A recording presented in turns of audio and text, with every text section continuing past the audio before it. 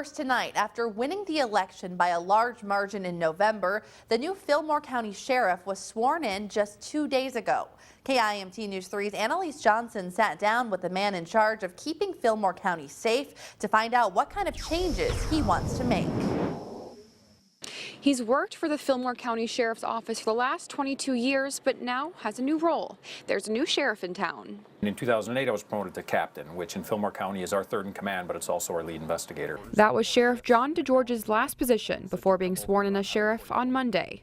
During the election, he received nearly 70% of the popular vote, beating the incumbent former Sheriff Tom Causey. DeGeorge says running for sheriff was always his plan. When the time was right, when we had a need for a change, and when I was ready to be a good sheriff, that I would run for sheriff here in Fillmore County. I'd committed to spending my career here. I grew up here. I knew I wasn't going to leave. I went to downtown Preston to talk to community members to hear what they want out of the new sheriff. What I would be looking for is probably somebody a little more engaged in the community,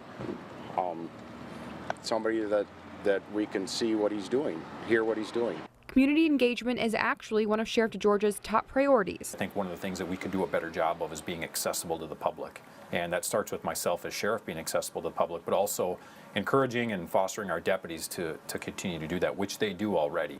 He wants to start a crime prevention program and bring DARE, drug abuse resistance education, to Fillmore County schools twice a year instead of once. That's what I think most residents would like to see, is somebody involved in the community, somebody who's going to the schools, talking to the kids. The department is working on hiring a new deputy to fill Sheriff DeGeorge's former position. In Preston, Annalise Johnson, KIMT News 3.